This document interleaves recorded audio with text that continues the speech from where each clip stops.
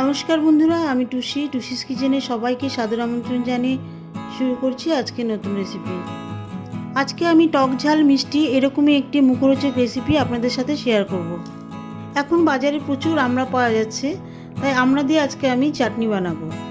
আমড়া চাটনি আমি গুড় দিয়ে বানাবো, এখানে আমি কোনো রকম চিনি ব্যবহার করব না। আসুন তাহলে ভিডিওটা দেখে নেওয়া যাক। রেসিপিটি পুরোটা দেখার পর যদি ভালো লাগে অবশ্যই আমার চ্যানেলটিকে লাইক করবেন, কমেন্ট করবেন, সাবস্ক্রাইব করবেন। আর সাবস্ক্রাইব করার পর নোটিফিকেশান বেল আইকনটা অবশ্যই অল ক্লিক করে রাখবেন, তাহলে নতুন নতুন রেসিপি নোটিফিকেশান সবার আগে আপনার কাছে পৌঁছে যাবে। আমি এখানে 300 গ্রাম আমড়া নিয়েছি। আমড়াগুলির অল্প অল্প খোসা ছাড়িয়ে নিয়েছি, যাতে আমড়াগুলির ভেতর পর্যন্ত পুরোপুরি সিদ্ধ হয়ে যায়। একটি কড়াইয়ে 1.5 টেবিল চামচ মতন সাদা তেল দিয়ে দিচ্ছি।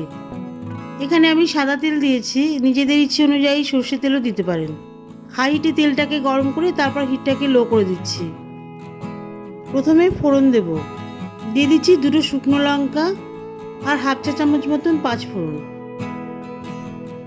মিডিয়াম হিটে ফোড়নগুলোকে বেশ ভালো করে ভেজে নিতে হবে, যাতে ফোড়ন থেকে খুব সুন্দর একটা ফ্লেভার আসে।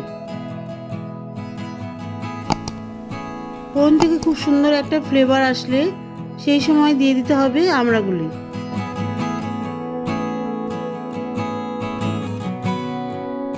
আমড়াগুলিকে প্রথমে 1-2 মিনিটের মতন ফোড়নের মধ্যে ভেজে নিতে হবে, এতে করে আমড়ার মধ্যে ফোড়নের একটা ফ্লেভার চলে আসবে। আমড়াগুলি হালকা ভাজা হয়ে গেলে দিয়ে দিচ্ছি সামান্য পরিমাণ লবণ আর খুব সামান্য পরিমাণ হলুদ। হলুদ এখানে 1/2 চামচেরও কম পরিমাণ আছে। এবারে হলুদ আর লবণ দিয়ে আমড়াগুলিকে আবারও বেশ 2-3 মিনিট ধরে ভেজে নেব।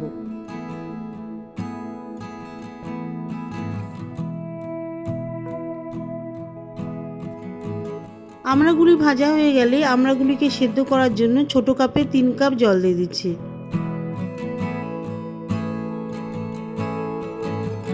এবারে দিয়ে দিচ্ছি 200 গ্রাম মতন গুড়।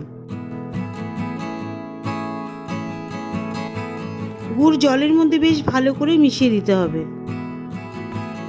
আমি আমড়া চাটনি গুড় দিয়ে করছি, যাতে আমড়ার মধ্যে আপনি চাটনিরও ফ্লেভার পান আর আচারেরও ফ্লেভার পান। গুড় ভালো করে মেশানো হয়ে গেলে গুড়ের মধ্যে আমড়াগুলি ভালো করে ফোটাতে হবে। যাই হোক, আমড়াগুলি সেদ্ধ হোক, এর মাঝখানে আমি আমড়ার জন্য কিছু মশলা তৈরি করে নেব। অন্য একটি গ্যাসে একটি কড়াই বসিয়ে দিচ্ছি। কড়াই গরম হয়ে গেলে দিয়ে দিচ্ছি 1 চা চামচ মতন মৌরি, খুব সামান্য পরিমাণ মেথি, 1/2 চা চামচ মতন গোটা জিরে, সব শেষে দিয়ে দিচ্ছি একটা শুকনো লঙ্কা। এইসব মশলাগুলি ভালো করে ভাজা হয়ে গেলে গ্যাস অফ করে দেব। মশলাগুলি ঠান্ডা হয়ে গেলে মশলাগুলোকে গুঁড়ো করে নেব। আমড়াগুলি কিন্তু বেশ ভালো মতন এবারে ফুটে এসেছে। এর থেকে বেশি করে আর ঝোল ফোটাবো না, ঝোল ঠান্ডা হয়ে গেলে আরও বেশি ঘন হয়ে যাবে, আঠা আঠা হয়ে যাবে। আমড়ার ঝোল এবারে বেশ ঘন হয়ে এসছে।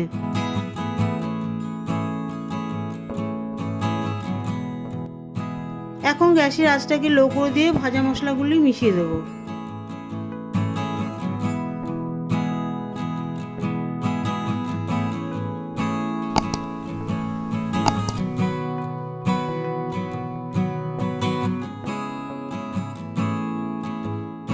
গুড়ের একটা ঘন ঝোল তৈরি হয়েছে।